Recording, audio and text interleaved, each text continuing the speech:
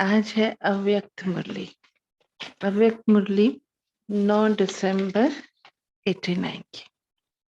इस मुरली में बाबा ने योग युक्त और युक्ति युक्त बनने की युक्ति बताई। हम सब चाहते हैं कि हम योग युक्त बने और युक्ति युक्त भी बने। क्या होता है योग युक्त युक्ति युक्त? क्या होता है योग युक्त और युक्ति युक्त? बहनें बताएंगी। युक्ति युक्त मतलब क्या? मुझे योग युक्त और युक्ति युक्त बनना है। बनने की युक्ति तो बनना है, मुझे बनना है, हाँ कि नहीं? क्यों बनना है? क्या होता है उसका मतलब? क्यों बनना है मुझे युक्ति युक्त? युक्ति युक्त का मतलब क्या होता है?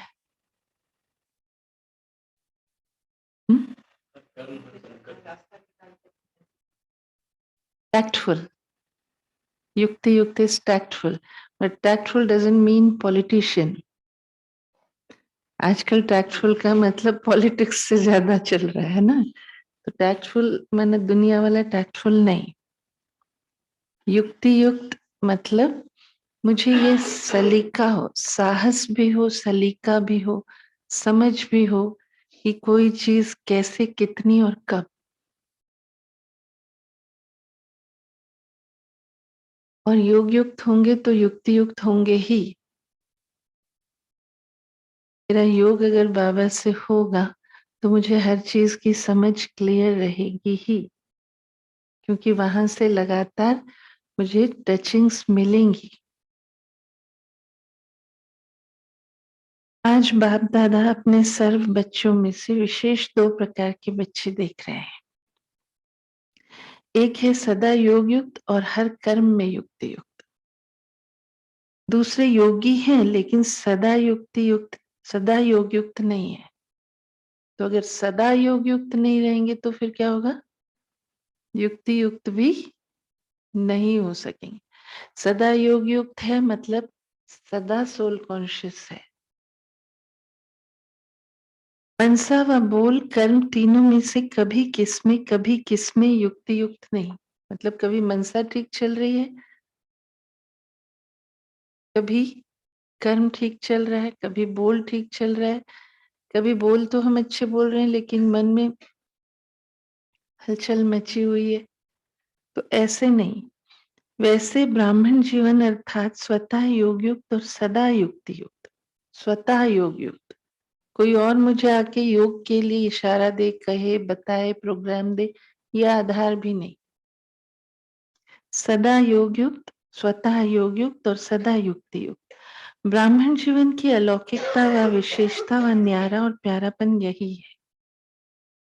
क्या है न्यारा और प्यारापन? योग युक्त और युक्ति युक्त।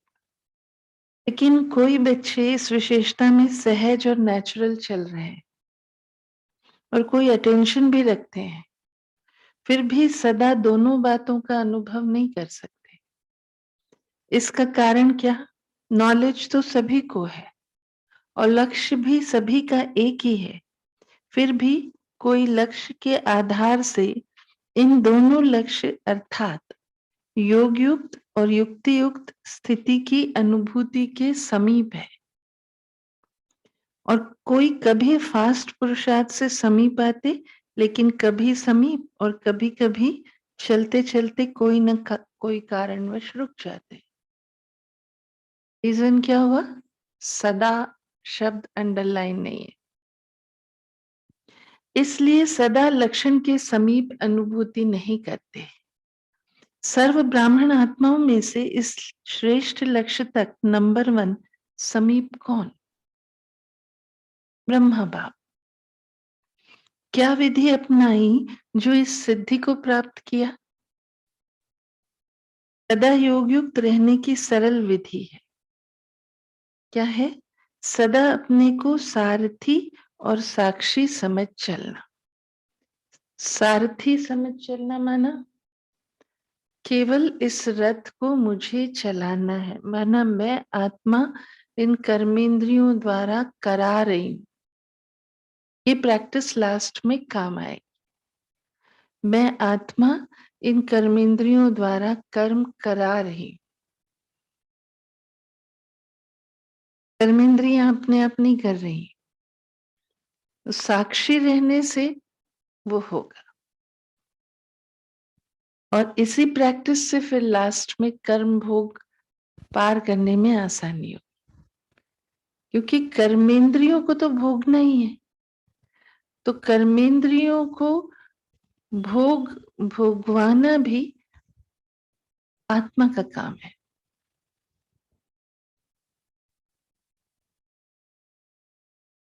तब हो सकता जब मैं इतना लिप्त ना हूं उसमें।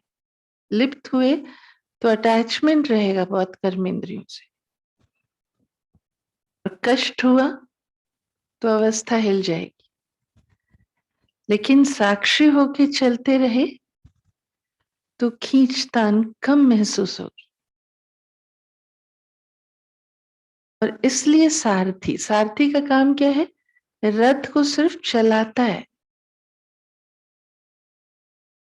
खुद को रथ नहीं समझता। तो मैं आत्मा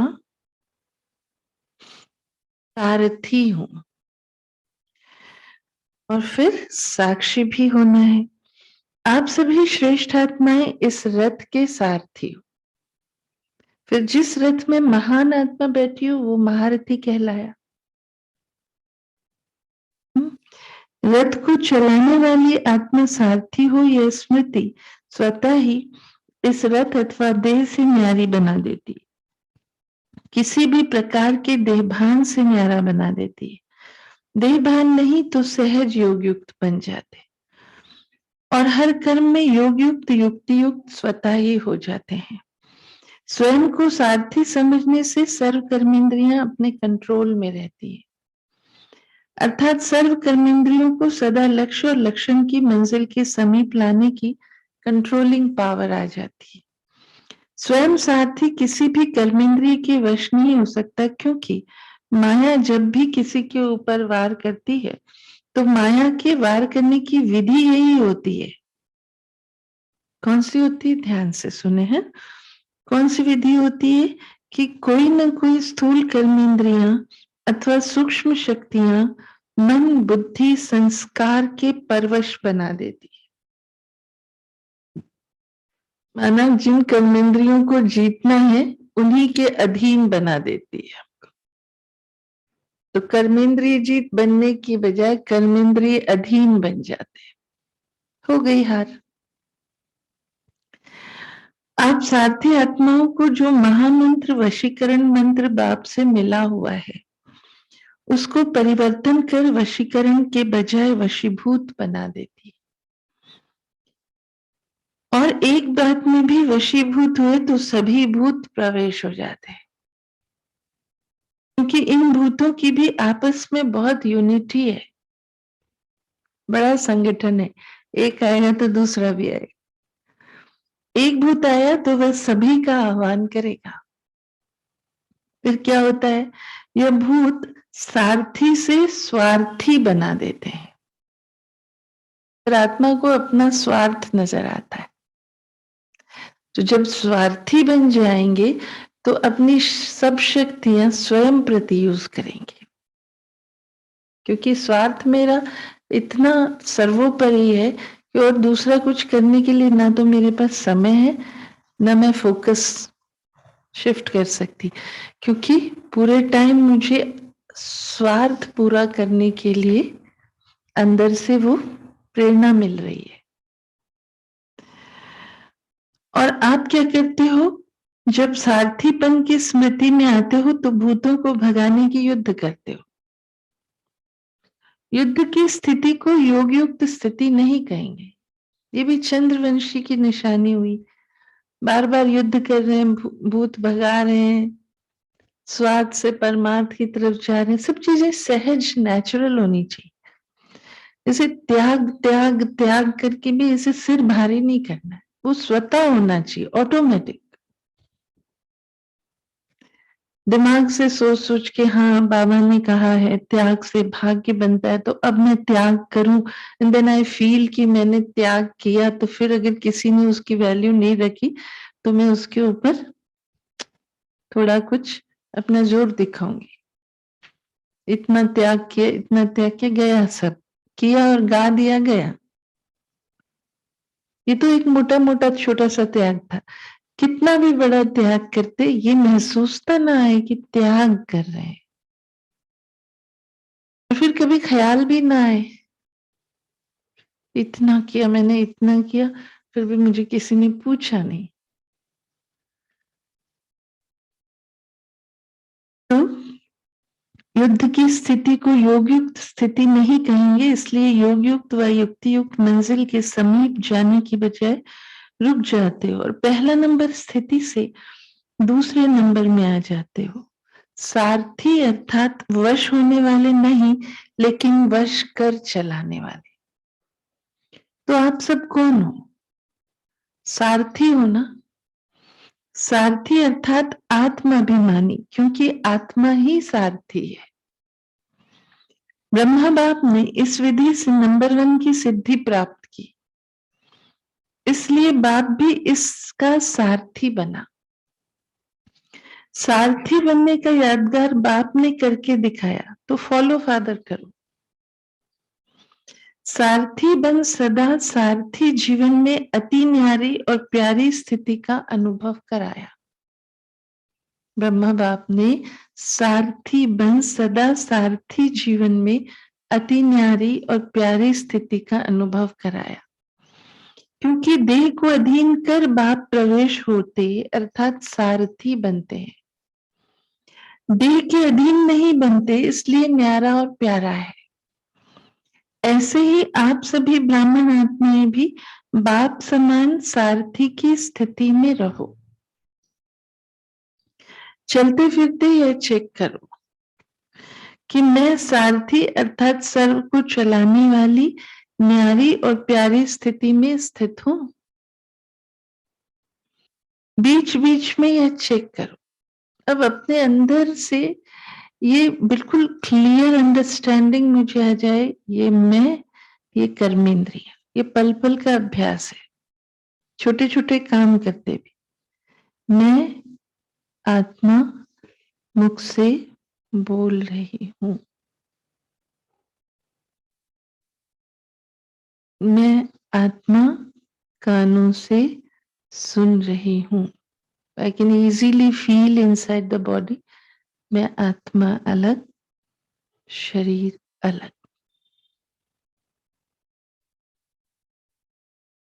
बीच बीच में यह चेक करो। ऐसे नहीं कि सारा दिन बीत जाए फिर रात को चेक करो। सारा दिन बीत गया तो बीता हुआ समय सदा के लिए कमाई से गया। इसलिए गंवा करके होश में नहीं आना। फिर गंवा करके होश में आया भी तो क्या आया? ये स्वतः का नेचुरल संस्कार बनाओ। कौन सा? चेकिंग का। कम से कम हर घंटे में एक बार चेक तो कर लूं मैं। जैसे किसी के कोई पुराने संस्कार इस ब्राह्मण जीवन में अभी भी आगे बढ़ने में विघ्न रूप बन जाते हैं ना।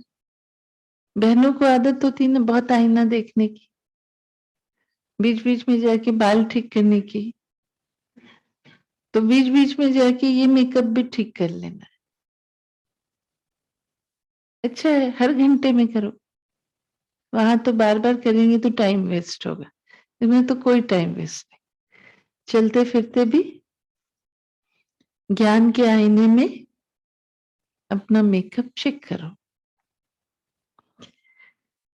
तो जैसे किसी के कोई पुराने संस्कार इस ब्राह्मण जीवन में अभी भी आगे बढ़ने में विघ्न रूप बन जाते हैं, तो कहते हो ना कि ना चाहते भी संस्कारों के वश हो जाते हैं।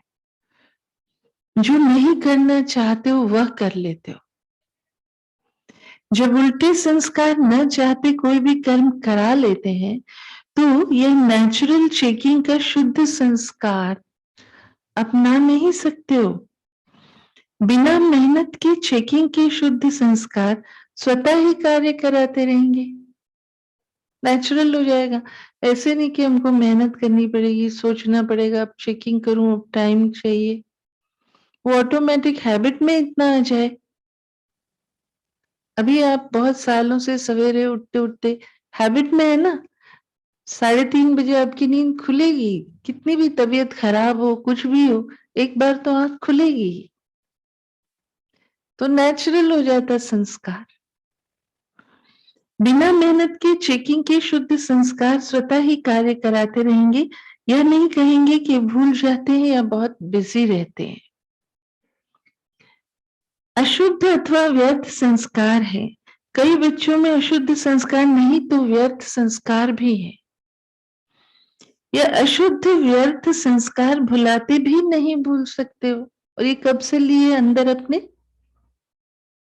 मध्यकाल से आए ना, द्वापर से अपने अंदर ये अशुद्ध संस्कार और व्यर्थ संस्कार भरने शुरू हुए, और यही कहते हो कि मेरा भाव नहीं था, लेकिन मेरा यह पुराना स्वभाव है, वह संस्कार है, तो अशुद्ध नहीं भूलता, फिर शुद्ध संस्कार कैसे भूल जाता है? तो सारथीपन की स्थिति स्वतः ही स्व उन्नति के शुद्ध संस्कार इमर्ज करती है।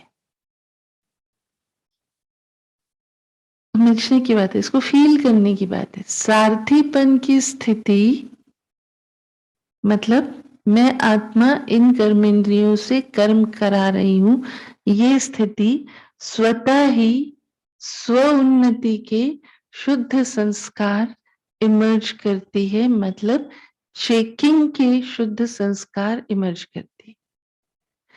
अगर सपोज कोई टांगे वाला टांगा चला रहा है, तो वो घोड़ा अगर जरा भी इधर उधर होने लगेगा तो उसको ध्यान रहेगा ना, गलत चल रहा है, तुरंत उसको सही करे, क्योंकि उसको पता है ये मेरी ड्यूटी है, मैं चला रहा हूं टांगा। तो ऐसे ही रथ में चला रही हूं, तो अगर कोई भी कर्मेंद्रिय का घोड़ा यहाँ वहां हुआ तो आई चेक इट।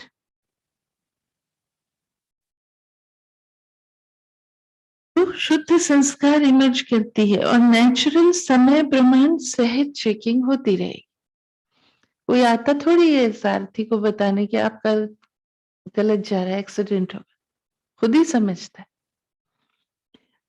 अशुद्ध आदत से मजबूर हो जाते हो और इस आदत से मजबूत हो जाएंगे। तो सुना, सदा योग युक्त युक्ति युक्त रहने की विधि क्या हुई?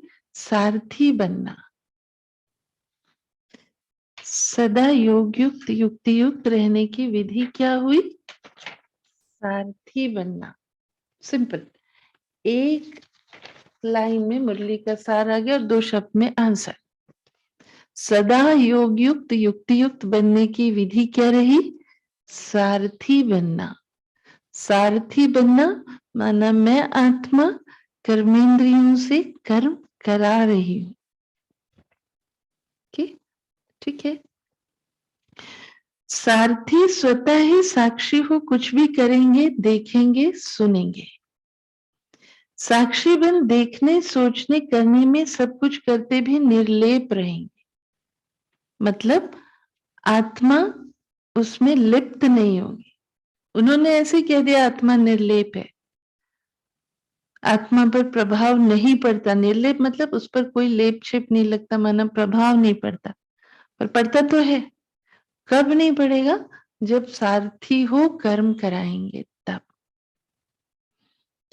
अर्थात माया के लेप से न्यारे रहें। तो पाठ पक्का किया ना? ब्रह्मा बाप को फॉलो करने वाले हो ना? ब्रह्मा बाप से बहुत प्यार है ना? प्यार की निशानी है क्या?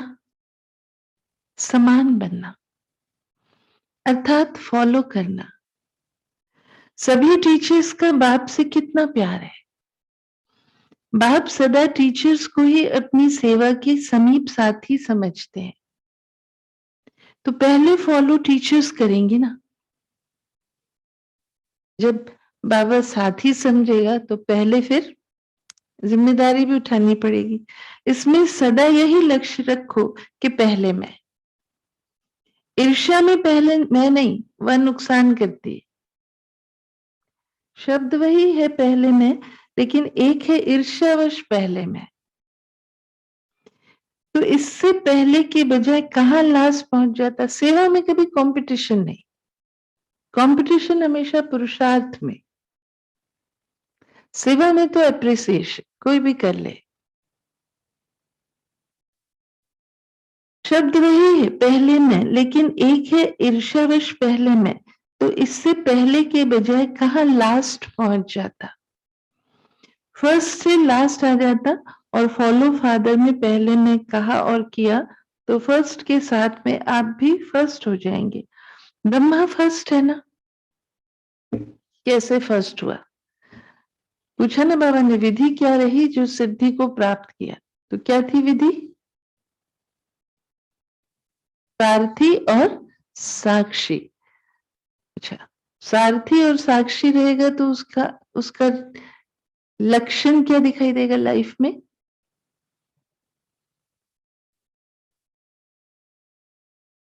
न्यारा और प्यारा। किससे न्यारा और किसका प्यारा?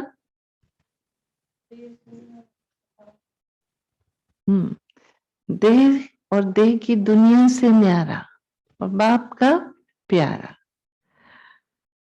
तो सदा ये लक्ष्य रखो कि टीचर्स अर्थात फॉलो फादर, और नंबर वन फॉलो फादर। जैसे ब्रह्मा नंबर वन बना, तो फॉलो करने वाले भी नंबर वन का लक्ष्य रखो। टीचर्स सभी ऐसे पक्के हैं ना, हिम्मत है फॉलो करने की, क्योंकि आप टीचर्स अर्थात निमित्त बनने वाले, अनेक आत्माओं के निमित्त हो। तो निमित्त बनने वालों के ऊपर कितनी जिम्मेवारी है। जैसे ब्रह्मा बाप निमित्त रहे ना, तो ब्रह्मा बाप को देख करके कितने ब्राह्मण तैयार हुए। ऐसे ही टीचर्स कोई भी कार्य करती हूँ, चाहे खाना बना रही हूँ, चाहे सफाई कर रही हूँ, लेकिन हर कर्म करते यह स्मृति रहे कि मैं निमित्त हूं अनेक आत्माओं के प्रति। तो जो और जैसा मैं करूंगी, मुझ निमित्त आत्मा को देख और भी करेंगे। इसलिए बाप दादा सदैव कहते हैं, एक तरफ है भाषण करना और दूसरी तरफ है बर्तन मांजना। भाषण और बासन ये टीचर्स के जिम्मे है। इसलिए बाप दादा कहते हैं, सदैव कहते हैं, एक तरफ है भाषण करना और दूसरी तरफ है बर्तन मांजना। दोनों ही काम में योग युक्त युक्ति युक्त, काम कैसा भी हो लेकिन स्थिति सदा ही योग युक्त और युक्ति युक्त हो। ऐसे नहीं भाषण कर रहे हैं तब तो योग युक्त रहे, और बर्तन मांजना अर्थात साधारण काम कर। कुछ भी काम करते स्थिति अच्छी हो, झाड़ू पोछा करना हो, खाना परोसना हो, खाना बनाना हो, गाड़ी चलाना हो, कोई ऑफिस का काम करना, कुछ भी करना हो, किसी से मिलने जाना हो, तो अवस्था तो ऊंची चाहिए सदैव। तो ऐसे नहीं साधारण काम कर रहे हैं तो स्थिति भी साधारण हो जाए। हर समय फॉलो फादर। सुना, आगे बैठती हो ना, तो बैठने में आगे कितना अच्छा लगता है, और सदा आगे बढ़ने में कितना अच्छा लगेगा। जब भी कोई ऐसा कड़ा संस्कार पीछे करने की कोशिश करे, तो यह सीन याद रखना, आगे बैठना तो फिर जिम्मेदारी भी उतनी है। जब आगे बैठना अच्छा लगता तो आगे बढ़ने में क्यों पीछे रहे? तो जब कोई बात आए तो मधुबन में पहुंच जाना और अपने को हिम्मत उमंग में ले आना, क्योंकि पीछे रहने वाले तो बहुत आएंगे आपके पीछे। आप लोग भी पीछे रह जाएंगे तो फिर पीछे वालों को आगे करना पड़ेगा। इसलिए सदा यही स्मृति में रखो कि हम आगे रहने वाले हैं। पीछे रहना अर्थात प्रजा बनना। प्रजा तो नहीं बनना है ना, आप प्रजा योगी तो नहीं हो, राजयोगी हो ना, तो फॉलो फादर। अच्छा, फॉरेनर्स क्या करेंगे? फॉलो फादर करेंगे ना, कहां तक पहुंचेंगे? सभी फ्रंट में आएंगे, जो भी आए हैं फॉलो फादर कर फास्ट और फर्स्ट आना। यह नहीं सोचो कि फर्स्ट तो एक ही आएगा, लेकिन फर्स्ट ग्रेड तो बहुत होंगे ना। फर्स्ट तो एक ही आएगा ऐसे नहीं, फर्स्ट ग्रेड, फर्स्ट डिविजन,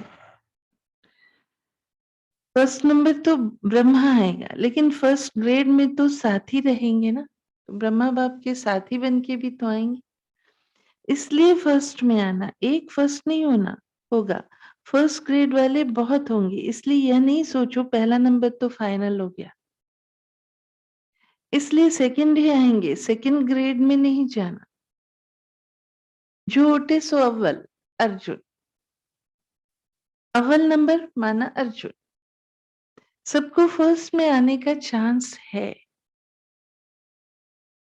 सब आ सकते हैं, फर्स्ट ग्रेड बेहद है, कम नहीं है, तो सभी फर्स्ट में आएंगे ना, पक्का है। अच्छा, एक मुरली में बोला था बाबा ने, ये नहीं सोचो कि माला के मन के तो पूरे हो गए, आप पुरुषार्थ तो करो, बाप दादा तो माला में लड़ियां लगा देगा।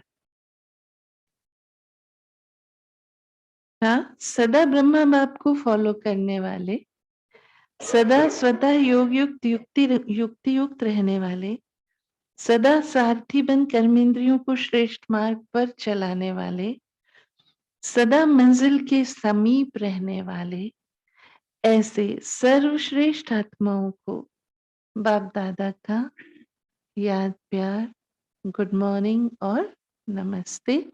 हम बच्चों की भी बाप दादा को याद प्यार, गुड मॉर्निंग और नमस्ते। अव्यक्त बाप दादा के जोन वाइज उच्चारे हुए मधुर महावाक्य। जोन उस समय इंदौर जोन का टर्न था, तो बाप दादा की श्रेष्ठ मत ने श्रेष्ठ गति को प्राप्त करा लिया, ऐसा अनुभव करते हो ना। जैसी मति वैसी गति होती है, तो बाप की श्रेष्ठ मत है तो गति भी श्रेष्ठ होगी ना। कहते हैं कि जैसे अंतमति वैसी गति, ये क्यों गाया हुआ है, अंतमति सो गति, क्योंकि बाप चक्र के अंत में ही आकर श्रेष्ठ मत देता है, तो अंत समय पर श्रेष्ठ मत लेते हो और अनेक जन सदगति को प्राप्त करते हो, इस समय बेहद की अंतमति सोगति श्रेष्ठ हो जाती है, तो इस समय का ही यादगार भक्ति में चला आता है। एक जन की श्रेष्ठ मत से कितने जन तक श्रेष्ठ गति प्राप्त करते हो, सिर्फ इस जन्म में थोड़ा सा समय, वो भी पूरा जन्म कहाँ, आधा जन्म बीतने के बाद तो हम ज्ञान में आते हैं ना, और फिर आने के बाद भी ज्ञान तुरंत से समझ में नहीं आता, 2 4 5 साल तो ऐसे ही निकल जाए, फिर धीरे धीरे बुद्धि खुलना शुरू होती। तो कितना समय रहता है हमारे पास संगम पर, बहुत ही कम। इतने कम समय में हम पूरा पुरुषार्थ करके पूरे कल्प के लिए कमाई जमा करते हैं ना, मेहनत कितनी करनी चाहिए। अलबेलेपन से चल सकते क्या हम, समय है पीछे मुड़ मुड़ के देखने का, अपने ही जीवन में पीछे मुड़ के देखने का समय नहीं है, किसी और को देखा मैंने रुक रुक के तो क्या दुर्गति होगी मेरी। ये अंतमति सोगति, हैबिट ही नहीं हो किसी को देखने, जो भी कोई भी कुछ कर रहा है वो उसका रोल है, वो कर रहा है, मेरा क्या जाता है। तो इस समय का ही यादगार भक्ति में चला आता है, एक जन्म की श्रेष्ठ मत से कितने जन्म तक श्रेष्ठ गति प्राप्त करते हो, सब यादगार इस संगम युग के ही हैं। यादगार क्यों बने, क्योंकि इस समय याद में रहकर कर्म करते हो। यार क्यों बने, क्योंकि इस समय याद में रहकर कर्म करते हो, हर कर्म का यादगार बन गया।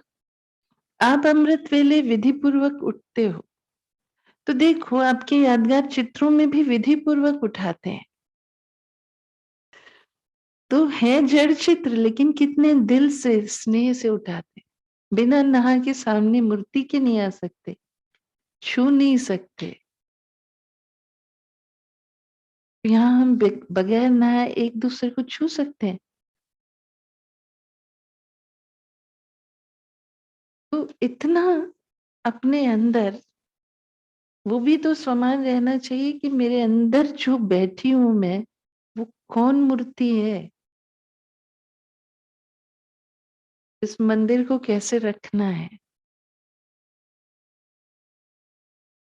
तो कितना प्यार से उठाते हैं। है जड़ चित्र लेकिन कितने दिल से स्नेह से उठाते हैं। उठाते भी हैं तो खिलाते भी हैं, फिर सुलाते भी हैं। इस समय सब याद के विधि पूर्वक करते हो, खाना भी विधि पूर्वक खाते हो, भोग लगा कर खाते हो। हम ऐसे कभी खा नहीं सकते हैं बाबा को बिना भोग लगा। भोग लगा कर खाते हो ना, या जैसे हैं वैसे ही खा लेते हो? ये भी कोई करता होगा तो बोल रहा बाबा, हाँ? ऐसे तो नहीं किसी को खाना देना इसलिए जल्दी जल्दी में भोग नहीं लगाया, हो नहीं सकता। तो किसी को खाना देना है इसलिए जल्दी जल्दी में भोग नहीं लगाया। अगर किसको देना भी है, कोई मजबूरी भी है, तो भी फिर क्या करेंगे? पहले बाबा का हिस्सा जरूर निकालेंगे। ऐसे नहीं किसी को खिलाकर फिर पीछे भोग लगाओ। सो कौन बोल रहा है ये? खुद खुद आके बता रहा है। विधि पूर्वक खाने से सिद्धि प्राप्त होती है, खुशी होती है। ये छोटे छोटे रीजन है, ये छोटी छोटी आज्ञाओं की अवहेलना करते हैं ना, फिर चेहरे वो शक्ल ऐसे लटके सटके दिखती रहती। छोटी छोटी धारणाएं हैं, बहुत इंपॉर्टेंट है। मेरा उठना, मेरा खाना, मेरा सोना, मेरा बाबा से मिलना, बात करना, सब चीजें बिल्कुल परफेक्ट है। विधि पूर्वक खाने से सिद्धि प्राप्त होती है, खुशी होती है, निरंतर याद सहज रहती है। तो अमृत वेले से लेकर रात तक जो भी कर्म करो, याद की विधि पूर्वक करो, तभी हर कर्म की सिद्धि मिलेगी। सिद्धि अर्थात प्रत्यक्ष फल प्राप्त होता है। भोग का खाएंगे तो खुशी भी रहेगी, नहीं तो माया के पेट में जाएगा तो माया बलवती होती जाएगी। ये भी कहा है बाबा ने। मुझे खिला के खाते हो तो आत्मा को ताकत मिलती है, और मुझे नहीं खिलाते हो तो माया को ताकत मिलती, फिर माया बलवान होती है। तो याद की विधि पूर्वक करो, तब हर कर्म की सिद्धि मिलेगी। सिद्धि अर्थात प्रत्यक्ष फल प्राप्त होता रहेगा। सबसे बड़े से बड़ी सिद्धि है प्रत्यक्ष फल के रूप में अतीन्द्रिय सुख की अनुभूति होना। सदा सुख की लहरों में, खुशी की लहरों में लहराते रहें। अच्छा फील होगा ना, सेटिस्फैक्शन रहेगी लाइफ। जैसे डिससेटिस्फाइड लाइफ नहीं रहेगी कभी। पहले प्रत्यक्ष फल मिलता है, फिर भविष्य फल मिलता है। इस समय का प्रत्यक्ष फल अनेक भविष्य जन्मों के फल से श्रेष्ठ है। अगर अभी प्रत्यक्ष फल नहीं खाया तो सारे कल्प में कभी भी प्रत्यक्ष फल नहीं मिलेगा। सारे कल्प में अभी अभी किया, अभी अभी मिला, इसको कहते हैं प्रत्यक्ष फल, अर्थात अभी अभी का फल है। तो प्रत्यक्ष फल से वंचित नहीं रहना, सदा फल खाते रहना। ये प्रत्यक्ष फल अच्छा लगता है ना? ऐसा भाग्य कभी सोचा था? भगवान द्वारा फल मिलेगा। ऐसा भाग्य कभी सोचा था भगवान द्वारा फल मिलेगा? यह तो स्वप्न में भी नहीं था। तो जो बात ख्याल ख्वाब में नहीं हो और वो हो जाए तो कितनी खुशी होती है। आजकल की अल्पकाल की लॉटरी आती है तो भी कितनी खुशी होती है। और यह प्रत्यक्ष फल सो भविष्य फल हो जाता है। तो नशा रहता है ना, कभी कम कभी ज्यादा तो नहीं, कभी कम कभी ज्यादा तो नहीं, सदा एक रस स्थिति में उड़ते चलो। कंसिस्टेंसी, डेली, हर समय, सदा, इंपॉर्टेंट। सेकंड में उड़ना सीख गए हो ना, या ज्यादा समय लगता है? संकल्प की ओर पहुंचे, इतनी फास्ट गति है। संकल्प किया और पहुंच गए। कहाँ पहुंचना है वहां पहुंच गए। सूक्ष्म वतन, परम धाम, मधुबन। अच्छा, फिर कहा इंदौर जोन वाले सभी संतुष्ट हो ना, माताएं सदा संतुष्ट हो।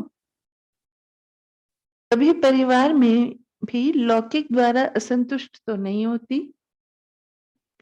कभी तंग होती हो, कभी चंचल बच्चों से तंग होती हो। तंग कभी नहीं होना, जितना आप तंग होंगे उतना वह ज्यादा तंग करेंगे। इसलिए ट्रस्टी बनकर, सेवाधारी बनकर सेवा कर। वो तंग भी कब करते हैं? जब हम उन पर मेरापन दिखाते हैं ना, मेरा अटैचमेंट है तो मैं उन पर पोजीशन दिखाती हूँ, देन दे रिएक्ट। क्योंकि वो आत्मा है, हम पजेस नहीं करते उनको, वो कोई बिलोंगिंग्स नहीं है हमारी। वो रिएक्ट करते हैं क्योंकि उनका सेल्फ रिस्पेक्ट डिस्ट्रॉय होता है ना, उसमें डैमेज होती है आत्मा अंदर से। जब हम किसी पर ऐसा अधिकार दिखाते हैं, वो डैमेज फील करती है ना, तो फिर वो खुद को सेफगार्ड करने के लिए रिएक्ट करती है। फिर हम बोलते हैं बच्चे तंग करते हैं। और हम क्यों वो पोजीशन दिखाना चाहते हैं? क्योंकि हम चाहते हैं जैस जो नॉर्म्स हैं सोसाइटी के, या जिसमें मेरा नाम सोसाइटी में बदनाम ना हो, वैसे चला चले बच्चा। लेकिन वो बच्चा माना वो आत्मा है और वो कहीं कहीं से कर्म करके आ रही है, और वो मेरे से हिसाब किताब पूरा करने आ रही है। तो जो मैंने हिसाब किताब बनाए होंगे उस हिसाब से वो व्यवहार करेगी। It's not about their nature, it's about my Karma which I performed earlier. इसलिए मुझे पहले से ध्यान रखना है। अब मेरा मन आता है तो तंग होते हो, मेरा बच्चा और ऐसे करता है, तो जहां मेरापन होता है वहां तंग होते हैं, और जहां तेरा तेरा आया तो तैरने लगते हैं। तो तैरने वाले हो, सदा तेरा माना स्वमान में रहना। माना वो तेरा, हम तो तेरे हैं ही। मेरा मेरा कहना माना अभिमान में आना। और अभिमान आया तो क्या कहेंगे? मेरा कहा मान और अभी अभिमान। फिर अभी अभी उसने मेरा कहा नहीं माना, तो फिर मुझे दुख हुआ। तो मेरा मेरा कहना माना अभिमान आना, तेरा तेरा मानना माना स्वमान में रहना। तो सदा स्वमान में रहने वाले अर्थात तेरा मानने वाले, यही याद रखना। बाबा को सौंपो, जिम्मेदारी निभा रहे हैं इसलिए हम मालिक नहीं हो जाते। वो भी बाबा के बच्चे हैं, बस इतनी ड्यूटी मिली थी, सुख की पूरी, खत्म बात। सदा सम्मान। अच्छा, ये नहीं सोचो, ये डर भी नहीं लगाओ कि अगर हमारा ये मेरापन चला गया, ये अधिकार चला गया, तो वृद्धावस्था में हमारा क्या होगा? वृद्धावस्था में भी फिर भी जो कुछ भी मिलेगा वो अपने किए कर्मों के अनुसार ही मिलेगा।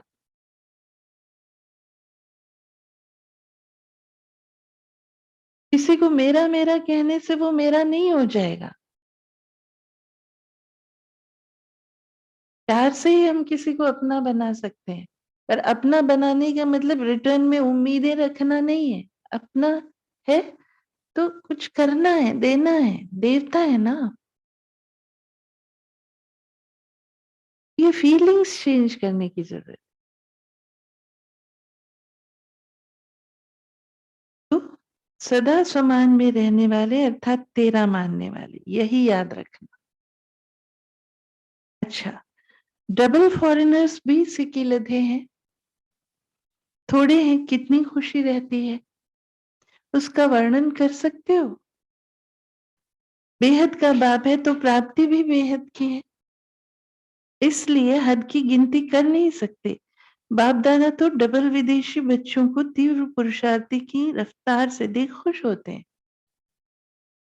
भारतवासी तो भारत की बातों को जानते हैं, लेकिन यह लोग न जानते भी इतने समीप तीव्र पुरुषार्थी बने तो कमाल किए ना, तो डबल लकी हो गए। और भारतवासियों को नशा क्या है कि हम ही हर कल्प में अविनाशी भारतवासी बने। यह नशा है ना, अविनाशी खंड भारत है, हर एक का अपना अपना नशा है। सभी को भारत में ही आना पड़ेगा ना, और आप बैठे ही हो भारत में। अच्छा, फिर वरदान दिया, अपने मस्तक द्वारा तीसरे नेत्र का साक्षात्कार कराने वाले, अपने मस्तक द्वारा तीसरे नेत्र का साक्षात्कार कराने वाले सच्चे योगी भाव।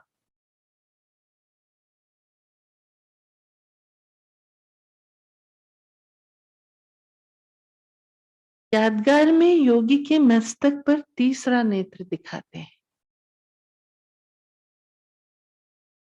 यादगार में योगी के मस्तक पर सबसे बड़ा योगी शंकर को दिखाया है ना, उनको तीसरा नेत्र दिखाया है।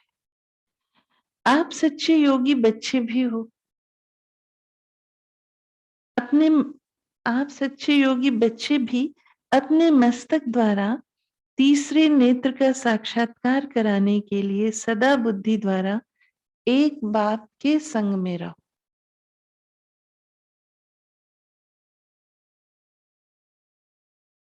सदा एक बाप के संग में रहो। एक बाप, दूसरे हम, तीसरा न कोई। पक्का? पक्का?